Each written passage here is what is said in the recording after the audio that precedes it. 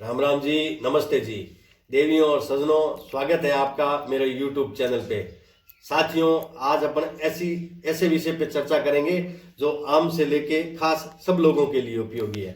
आप बिजनेस कर रहे हैं, आप नौकरी कर रहे हैं, आप एम्प्लॉयर है, आप एम्प्लॉई है, सब लोगों के लिए उपयोगी है। आज चर्चा करेंगे अपने एक बैंकिंग से संबंधित जानकारी के लिए, म्यूचुअल फंड या संबंधित और फाइनेंशियल सेक्टर या इंश्योरेंस से रिलेटेड एक विषय है, उस पर चर्चा करेंगे। आज चर्चा करेंगे अपने ईसीएस के बारे में, नेक के बारे में, ई नेक के बारे में, एनपीसीआई के बारे में। साथियों, आपको जानकारी होगी, आप पहले समय में लोन लेते थे, उस कंडीशन में आपको चेक की लीव्स देनी होती थी, चेक की पन्नियां देनी होती थी। फॉर एग्जाम्पल, आपने 3 साल के लिए लोन लिया है तो आपको 36 चेक की पन्नी देनी होती थी। पोस्ट डेटेड चेक देना होता था, फिर किस्तों की डिडक्शन होती थी। उसके बाद अपना एक बैंक का सिस्टम आया, ईसीएस, इलेक्ट्रॉनिक क्लियरिंग सर्विस आई। तो वो आपको बैंक से कंप्लीट करवाना होता था। बैंक से कंप्लीट करवा के फिर आप अपने फाइनेंशियल सेक्टर को, और जहां आपकी किस्तें डेबिट करवानी थी वहां देना होता था। उसमें टाइम भी ज़्यादा लगता था, 3-4 दिन प्रोसेसिंग में लग जाते थे।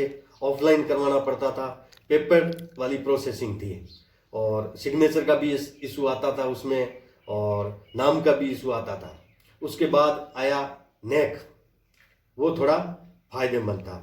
नेक का मतलब हो गया नेशनल ऑटोमेटेड क्लियरिंग हाउस। तो वो नेक मैंडेट आप फाइनेंशियल सेक्टर में या म्यूचुअल फंड एसआईपी ले रखी है या एलआईसी की पॉलिसी ले रखी है, तो वहाँ नेक मैंडेट देना होता था। उस फॉर्म को फिलअप करके और साथ में कैंसिल चेक और आईडी लगा के देना होता था। फिर वो फाइनेंशियल सेक्टर या आपने म्यूचुअल फंड एसआईपी ले रखी है या इंश्योरेंस की पॉलिसी ले रखी है, तो वो संबंधित प्लेटफार्म से उसको कंप्लीट करवाती थी। तो उसमें भी थोड़ा टाइम भी लगता था और सिग्नेचर वगैरह का भी इशू आता था, और वो पेपर वाली प्रोसेसिंग थी, और वो वेरीफाई एनपीसीआई से करवानी होती थी, national payment corporation of India से वो प्रोसेसिंग करवानी होती थी। और आज की डेट में जो आसान और सबसे अच्छा तरीका आया, वो आया ई नेक। वो बहुत ही उपयोगी है, electronic national automated clearing house. इसमें तुरंत ये प्रक्रिया पेपरलेस प्रोसेसिंग द्वारा, इसमें पेपर की कोई फॉर्मेलिटीज नहीं करनी होती है।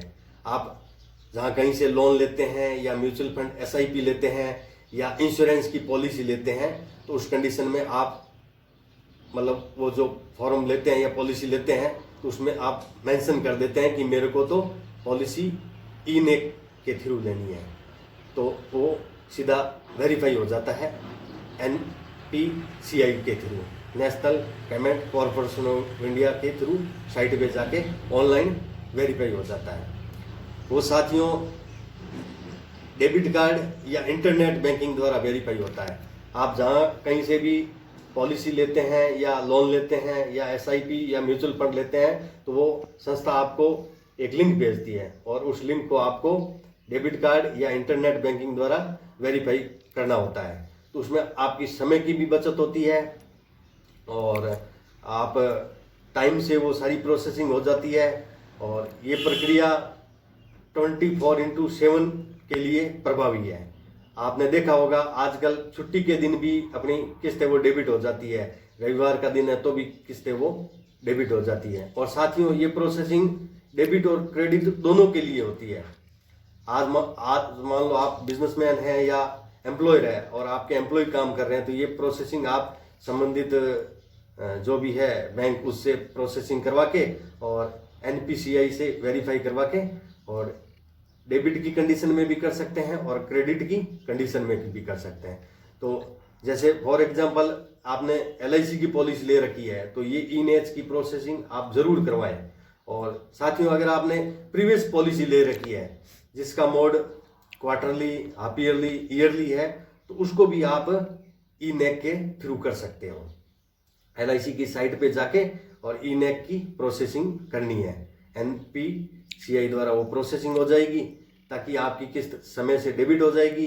आपकी बैंकिंग भी इससे सुदृढ़ होगी, आपका सिबिल स्कोर भी अच्छा रहेगा।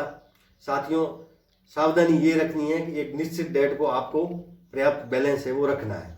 जैसे LIC की पॉलिसी आपने ले रखी है तो उसके लिए 4 डेट का ऑप्शन है, 7 तारीख, 15 तारीख, 22 तारीख और 28 तारीख।